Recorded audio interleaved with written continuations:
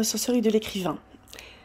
Ça fait quelques semaines que je dis, voire même quelques mois je pense, que je vais faire un tri dans ma bibliothèque qui est là, afin de pouvoir ranger tous les bouquins qui sont éparpillés un petit peu partout dans l'appartement, dans la bibliothèque quand il y aura de la place.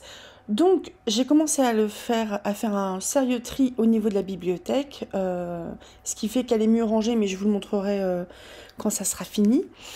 Et je ferai certainement un petit tri dans les fameux bouquins qui sont un peu à droite à gauche parce que faut que je le fasse aussi.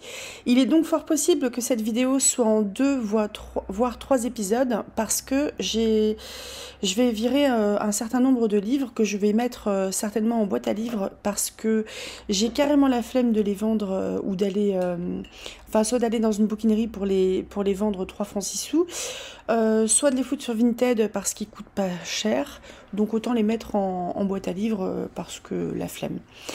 J'ai vérifié pour la plupart des séries que je souhaite relire éventuellement et où j'ai 1 ou 2 bouquins qui traînent.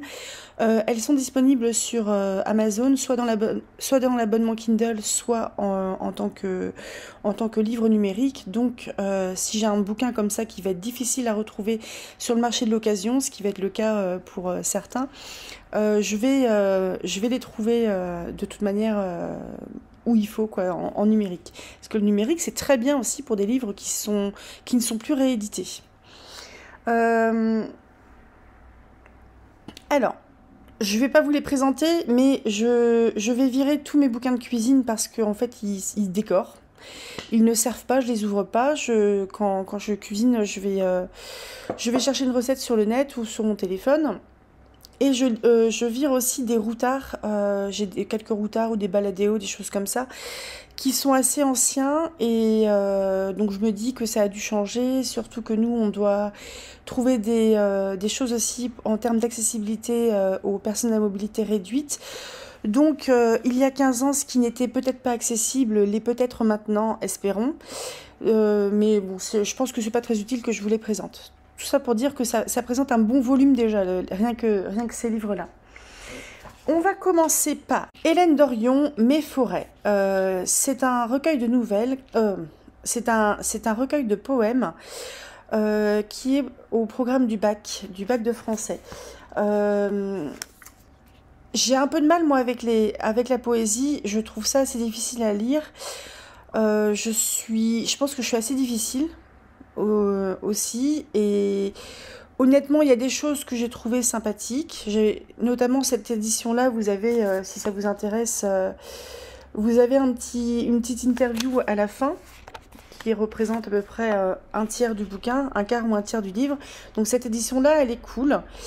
Ce recueil de poèmes, il est assez axé sur le rapport à la nature, le rapport à la forêt, aux arbres, etc. Je l'ai trouvé assez répétitif, dans le sens où, oui, c'est la thématique, c'est écrit dessus, mais j'ai trouvé que même d'un poème à l'autre, des fois, ça pouvait être quasiment le même, mais fait d'une autre manière. J'ai pas été hyper sensible. Donc, il y en a quelques-uns que j'ai trouvé sympas, mais ça dépasse pas. Et je pense que j'en ai un autre exemplaire aussi que je vais certainement enlever. Donc celui-là, c'est Harmonie Mundi livre. Je sais pas comment on le dit. D'ailleurs, le livre en soi, le livre est vraiment sympa. Et j'ai oublié de le dire. Je vire des livres, exclusivement des livres que j'ai lus et que je ne compte pas relire. Ça ne veut pas dire que le livre ne m'a pas plu, ça veut juste dire que il a fait partie de ma vie à un instant T et que je pense que la rencontre s'est faite et puis ça suffit. Donc je lui rends sa liberté. Ensuite, Les Petites Fées de New York de Martin Millar. Ça fait très longtemps. Donc là, on est avec une préface de Neil Gaiman, et j'ai tendance à suivre les goûts de Neil Gaiman en matière de littérature et pas d'autre chose. Morag Macpherson et Heather McIntosh, 2 petites fées écossaises ayant quitté précipitamment leur terre natale et fraîchement débarquées à New York, découvrent un monde qu'elles n'auraient jamais pu imaginer. Un monde où les sans-abri meurent dans l'indifférence générale, un monde où les gens ont à peine de quoi payer leur logement, un monde qui n'a tout de même pas l'air de tourner bien rond. mais plus elles vont vouloir changer les choses et aider Dini et Kerry, deux humains qu'elles ont rencontrés à leur arrivée, plus ce sera pire. Roman aussi drôle qu'érudit, Les Petites Fées de New York convoquent le folklore féerique et celui de l'underground new-yorkais pour décrire en filigrane notre société. Neil Gaiman dit « Ce livre est fait pour les gens de toute taille et de toute forme qui aiment lire de bons livres ». J'ai un souvenir assez vague de ce livre-là que j'ai lu, je pense que j'ai lu à peu près quand c'est sorti, donc c'est chez Folio SF. Je pense que c'est un bouquin que j'ai depuis une bonne dizaine d'années. Je l'ai lu, j'ai trouvé ça fun. Il me semble que les fées ne sont pas de petites fées, entre guillemets, Enfin, c'est pas le format fée et clochette, il me semble que c'est plus grand. J'ai l'impression que en voulant aider justement des gens dans leur situation, Ah si, elles sont format fée clochette. Je m'en souviens plus en fait. Elles aggravent les situations, ce qui fait que c'est assez marrant. Il y a peut-être une petite vibe Neverwhere, si vous connaissez. Donc Neverwhere, c'est le roman de Neil Gaiman où Richard Mayhew, qui est un homme qui a une vie très rangée, qui doit se marier bientôt, il doit être comptable ou un truc comme ça, enfin il bosse dans une administration. Un jour aide une femme SDF qui est blessée et en fait cet acte-là, le fait d'aider une femme SDF qui fait partie du Londres d'en bas, donc un monde parallèle au Londres d'en haut, celui qu'on connaît, et ce qui fait qu'il va être effacé du Londres d'en haut et appartenir au Londres d'en bas, qui est un monde terriblement hostile et qu'il ne connaît pas, et dont il ne maîtrise pas du tout les les codes parce que c'est un monde magique où on peut autant croiser des vampires, des anges, des légions romaines, parce que archéologie, et se promener de station de métro en station de métro abandonnée, mais qui existe encore autrement. Mais bon, bah donc, Les Petites Fées de New York, j'ai un souvenir de ouais, c'était sympa, mais pas plus. Et c'est pas bien grave. Plus vieux. En Glenraven de Holly Lyle et Marion Zimmer Bradley, on est aux éditions Le Franc. C'est vieux parce que c'est en francs, 1998, siècle dernier. Ça fait bizarre de dire ça. Hein. Donc ce livre a 27 ans. Je préfère le prévenir par rapport à Marion Zimmer Bradley. Donc c'est une autrice de fantasy qui est prolifique, qui a écrit notamment dans une légende, des réécritures de la légende arthurienne, réécriture à l'époque, donc pas une transposition de nos jours. Et en Glenraven, donc c'est un... Oui, donc Marion Zimmer Bradley, écrivaine prolifique. Elle a aussi écrit La Romance de Ténébreuse, qui est une série de livres de SF. Je crois qu'on est soit sur une autre planète, soit dans l'espace. Enfin, donc très, très marqué SF. Et en Glenraven, je vais vous lire le pitch, le quatrième de couverture, parce que je m'en souviens plus. La Glenraven, un pays magique où tout est possible. Glenraven est en proie à la désolation. La magie a disparu. Seule Edris Alakan, magicienne cruelle et maîtresse absolue du royaume, dispose encore de pouvoirs magiques. Elle ne les utilise cependant que pour faire régner la terreur parmi ses concitoyens, qu'elle offre en sacrifice contre une jeunesse éternelle à de sinistres entités maléfiques. Comme si le mal avait arrêté le temps. JJ et Sophie sont deux amies d'enfance. À 30 ans passés, leur vie sentimentale est un gâchis. L'une a vu sombrer son troisième mariage, l'autre ne s'est jamais remise de la mort de sa fille. Le destin va pourtant les choisir pour devenir les héroïnes annoncées par les légendes de Glenraven. C'est un guide de voyage magique qui va les y mener. Leurs vacances vont d'ailleurs bien vite se transformer en lutte acharnée, à travers un monde inconnu peuplé de créatures étranges. Un monde où certains les espèrent magiciennes libératrices, ou d'autres leur souhaitent une mort lente. L'une de ces femmes sera pourtant appelée à régner sur ce monde magique. Alors, c'est un livre que j'ai lu il y a probablement... probablement au siècle dernier, donc autant vous dire que mes souvenirs ne sont pas très prégnants. J'ai le souvenir d'un monde assez manichéen où en gros, il y avait un petit retournement. On aurait tendance à penser que la lumière est du côté du bien et le sombre du côté du mal. Et là, c'était l'inverse. La lumière était mauvaise. J'ai trouvé que c'était assez classique en fait, dans le sens où assez cliché par rapport à la fantaisie, à la lutte entre le bien et le mal.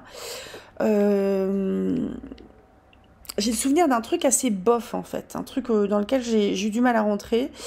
Et je suis pas forcément passée à côté, hein. Je pense que c'est un bouquin qui est pas terrible. Marion Zimmer Bradley, moi de mémoire, j'avais quand même beaucoup aimé ses réécritures arthuriennes. Je vous dis juste un truc par rapport à elle, parce que je l'avais appris sur les mots de l'imaginaire. Marion Zimmer Bradley a été accusée après sa mort, donc et après la mort de son mari, d'attouchement, voire plus, sur ses enfants, donc par sa fille.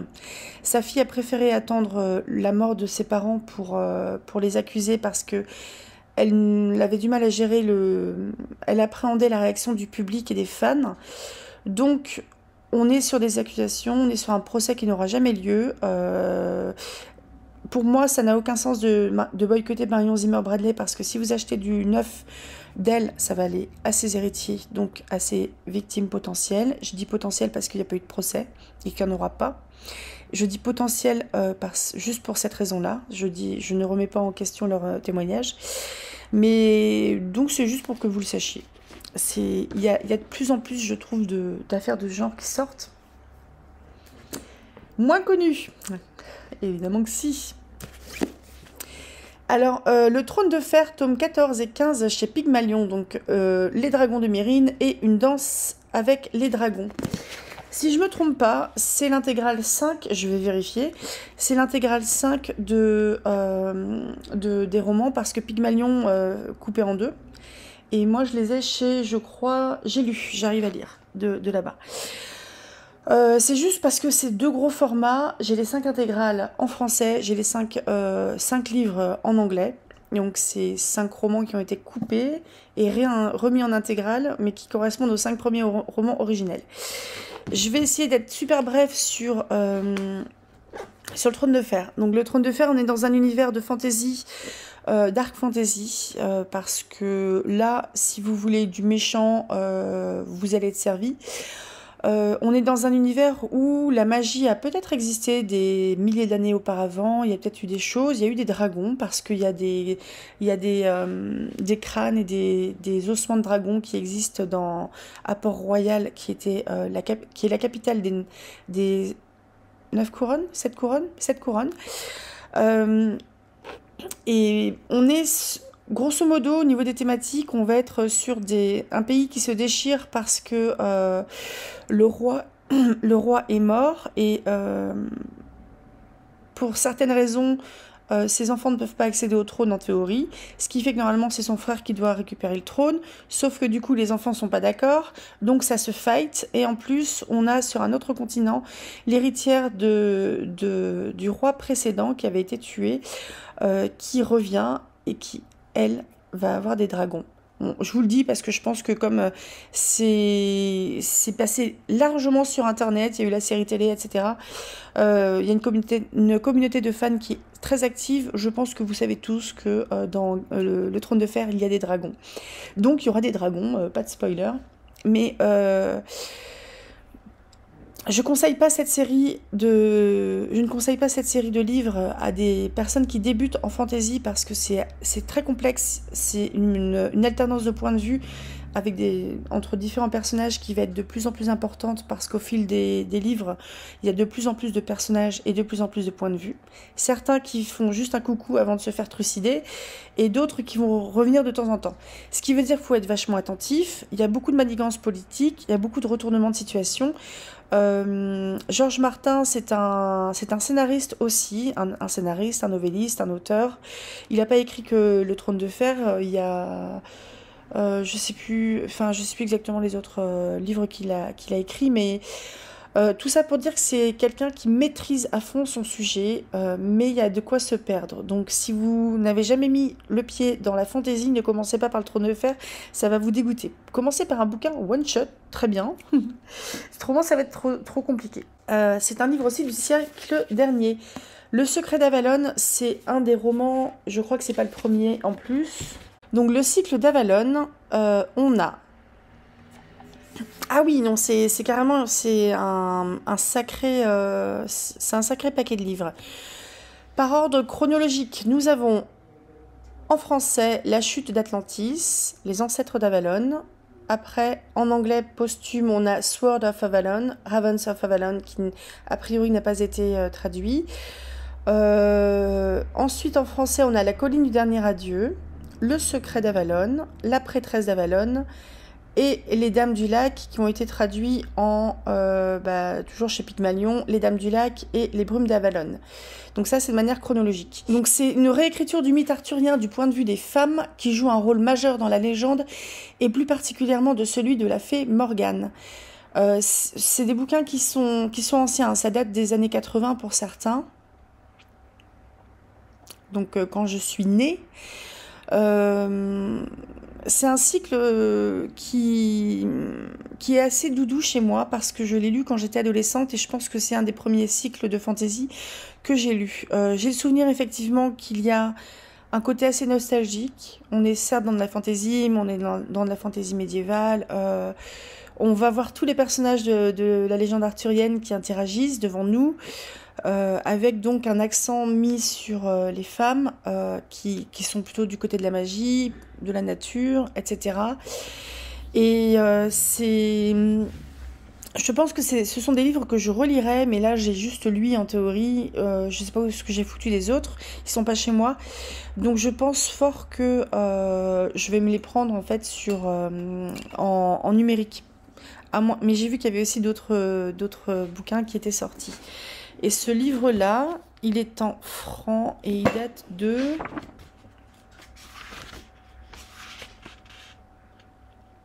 1997. Donc vous voyez, j'avais 15 ans. Et on est aux éditions de Fallois. Donc je ne sais pas si ça existe encore. Juste, je vous dis très rapido. Les Mille et une Nuits, j'ai le tome 1, j'ai le tome 4, je sais pas où sont les autres, je les ai en numérique, donc je pense qu'un de ces quatre, je vais acheter, j'ai vu qu'il y a eu une édition des Mille et une Nuits avec une nouvelle traduction, qui seront peut-être plus faciles à lire que celles que j'ai en numérique ou celle-là. Donc je pense que je m'en achèterai. Ça c'était Maxi Poche classique étranger, je pense que c'était chez Maxi Livre, si vous vous souvenez si vous vous souvenez de ce magasin-là. Maxi Livre, c'était un Maxi Livre ou Boucan, c'était des magasins en fait, je vais réussir. C'était des librairies où on avait accès à des grands livres, donc les grands jolis livres d'archéologie et compagnie, d'histoire, voyage, etc., qui étaient pas chers. Et pareil, les poches, ils étaient pas chers non plus. Donc ça remonte à longtemps. Bon, j'ai pas de prix, mais c'était vraiment des trucs qui étaient pas chers, ce qui fait que j'ai pas mal de grands bouquins qui viennent de chez eux, qui sont assez sympas. Mais là, j'ai le 1 et le 4, ça sert à rien de les garder. Ce cher Dexter, normalement, j'en ai plusieurs, mais pareil, je sais pas où c'est. Je suis pas persuadée, je pense que je les ai lus, probablement tous. Je pense que je les ai lus parce qu'il y avait la série télé et que je trouve assez fascinant en fait la manière de rentrer dans ce livre-là. Donc ce cher Dexter, c'est de Jeff Lindsay, on est aux éditions Point. Donc c'est le Dexter de la série télé, c'est un tueur en série, deux tueurs en série, donc c'est un gentil, qui a une compétence et un rituel autour du sang. Donc à savoir qu'il va... il prélève en fait une goutte de sang qu'il met sur les trucs qu'on regardait au microscope, une lame, je crois, lamelle. Et c'est son trophée en fait, parce que souvent les tueurs en série gardent des trophées. Et c'est aussi un expert judiciaire qui va intervenir sur des crimes, sur des assassinats, et qui est expert en sang. Ce qui fait qu'il va réussir par rapport aux traces de sang à déterminer qu'est-ce qui s'est passé sur la scène de crime. On est sur un personnage qui est intéressant parce que c'est un homme adulte mais qui a été trouvé par un policier, donc il a adopté son père, dans un container alors que sa mère avait été tuée. Et en gros, il était tout petit, il avait genre 1 an et demi, 2 ans, et il baignait en fait dans le sang de sa mère. Et son père va très vite remarquer, va assez tôt remarquer quand il est adolescent que il y a le potentiel aussi de tuer, ce qui fait qu'il va, entre guillemets, se servir de ce potentiel-là pour l'autoriser en quelque sorte de tuer des gens qu'on ne peut pas enfermer parce qu'on n'a pas assez de preuves contre eux, par exemple. Donc il y a la notion de justice, etc. Et le passager noir, justement, dont on parle, je crois pas qu'on parle du passager noir dans la série télé, je me souviens plus, mais dans le livre, c'est justement cette espèce d'alter ego qui, cette pulsion en fait, il personnifie en quelque sorte sa pulsion. Donc c'était sympa, j'aime bien, je relirai sans doute pas, mais j'ai trouvé ça fun à lire, franchement, pour les amateurs de thrillers, etc. Autre série fantasy, Le Lien Maléfique, je crois. Ça fait partie de qui? Ok. On est chez Anne Rice. Anne Rice, c'est l'autrice notamment des Chroniques des vampires, où il y a au moins une quinzaine de livres sur des vampires, qui commence par Entretien avec un vampire, qui est sur Louis, puis Lestat le vampire. Je vous conseille de regarder la série télé, il y a la saison 2 qui est sortie, je crois bien, je sais plus. Et Le Lien Maléfique, on est cette fois-ci du côté des sorcières Mayfair. Donc pareil, je vous conseille la série télé Mayfair's Witch pour Witches, si vous avez envie de jeter un œil à cet univers. Sachant que les vampires et les sorcières sont dans le même univers, et le point commun entre ces deux univers-là est une organisation secrète qui est chargée d'observer les phénomènes un peu surnaturels, les créatures, etc., sans agir, en théorie. Alors évidemment, on pense à l'observateur dans Buffy, hein, donc évidemment il y a des interactions, évidemment de temps en temps il y a un gars de cette organisation qui va se faire croquer par un vampire, voire transformer, ou qui va se faire jeter des sorts par des sorcières. Donc la saga des sorcières, saga familiale, qui relate les aventures d'une famille de sorcières au fil des générations et de son esprit lâcheur lié à elle depuis le XVe siècle. Il y a donc, ça c'est le premier, Le Lien Maléfique, L'heure des sorcières, Taltos. Donc ça c'est le livre de la série. Il y a des livres en plus qui sont liés avec les Chroniques des vampires, où là justement les sorcières et les vampires interagissent. C'est Méric, Le sang et l'or, Le domaine Blackwood et Cantiques sanglants. Et à mon avis, ces livres-là font partie des Chroniques des vampires. Pour vous donner une idée des Chroniques des vampires, c'est les numéros 7, 8, 9 et 10 de la série, et je pense qu'il y en a une bonne quinzaine, hein, si c'est pas plus. Par rapport aux sorcières Mayfair, ma mémoire est plus fraîche parce que j'ai regardé il y a pas très longtemps Mayfair's Witch, et il faut que je finisse la saison 2. Donc on a cet esprit lâcheur qui est un esprit comme quelque chose qui peut hanter, un peu démoniaque, on ne sait pas trop, qui va s'attacher à des femmes Mayfair depuis des siècles et des siècles. Autant ça peut être une plaie parce que c'est un esprit un peu tentateur, vous voyez, on est un peu dans une ambiance peut-être comme les descriptions de démons dans la Bible, bon, je n'ai pas lu la Bible, mais un petit peu cette ambiance-là. Et il peut y avoir aussi des femmes Mayfair qui ont des pouvoirs X ou Y, hein, ça peut être des pouvoirs de prédiction, des pouvoirs de guérison, faire bouger des objets, faire du feu, de la pyrokinésie, je crois qu'on le dit. Je crois que c'est comme ça qu'on le dit. Et bref, il y a des... Soit en gros, elle s'attache elle aussi à l'esprit qui peut leur apporter plus d'emmerde déjà, mais aussi de pouvoir, soit elle le rejette complètement. Sauf qu'il s'est passé un truc au XVe siècle qui fait qu'il est attaché à ces femmes. Normalement, pas aux hommes. Normalement. Et on se retrouve au début, donc Le Lien Maléfique, à mon avis, ça va correspondre à la saison 1. Oui, c'est ça, à mon avis, c'est ça. Ça va. Grosso modo, on a une femme qui pourrait sembler avoir le syndrome locked-in, le locked-in syndrome. C'est des gens, en fait, qui sont vaguement dans le coma. Enfin, le corps ne répond plus, mais l'esprit est là. Et Deirdre, donc, elle habite dans la maison familiale, elle est complètement dépendante, pour s'habiller, se faire à manger, etc. Enfin, pour qu'on la nourrisse, etc. Et de mémoire, c'est une femme qui est droguée parce que justement, elle devait un petit peu trop fricoter avec Lasher et c'était dangereux. Et pour essayer de casser en fait la prise de Lasher l'emprise de Lasher sur les femmes Mayfair, la fille de Deirdre a été éloignée de la famille et confiée à l'adoption. Ce qui fait qu'elle elle a aucune idée en fait d'où elle vient. Et je sais plus comment elle s'appelle cette jeune femme. Je sais pas si c'est foutu comme ça dans le bouquin. Mais cette fille-là, en fait, sa mère adoptive va mourir. Et dans ces derniers jours, on va lui dire justement que c'est une enfant adoptée et de quelle famille elle vient. Et cette enfant adoptée, donc c'est une jeune femme qui est médecin et qui, en fait, a le pouvoir de guérison. Donc, quelque part, son pouvoir l'a menée... T'as bien mangé? Son pouvoir l'a menée vers son métier. Parce qu'il le facilite. Et elle va vouloir savoir, c'est le four, elle va vouloir savoir d'où elle vient.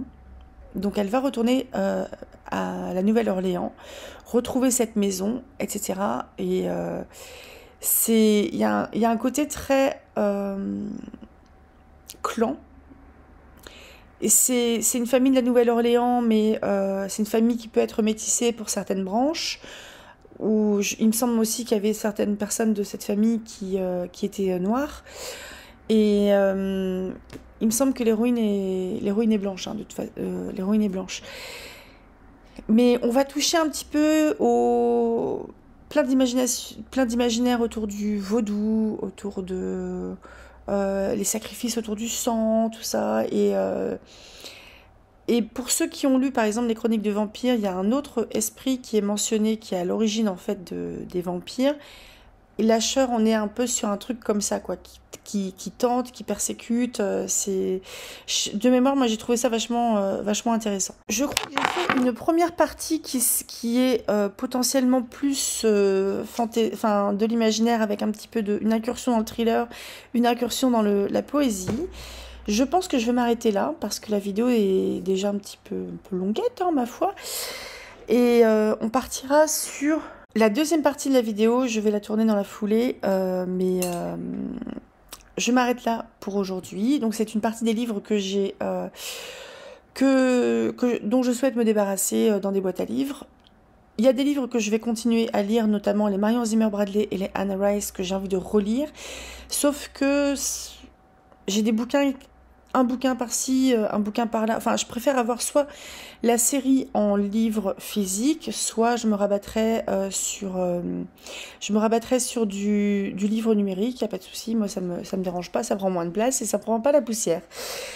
Donc je m'arrête là. Et n'hésitez pas à me dire s'il y a des livres parmi ceux-là qui vous intéressent, que vous avez déjà lus, que vous souhaiteriez lire. N'hésitez pas à me dire aussi de quel bouquin vous vous êtes débarrassé, parce que je trouve que c'est toujours intéressant d'aborder ça. Et je suis en train de regarder tout ce que j'ai encore à lire. C'est gigantesque. J'aurais pas assez d'une vie, je pense. Je vous souhaite un très bon mercredi, à tout bientôt, et je pense que l'épisode 2, voire l'épisode 3 de cette série de « Je me débarrasse de livres que j'ai lus, que je ne relirai pas », ça va être au mois de septembre, octobre, voilà, tranquillement. À tout bientôt, salut!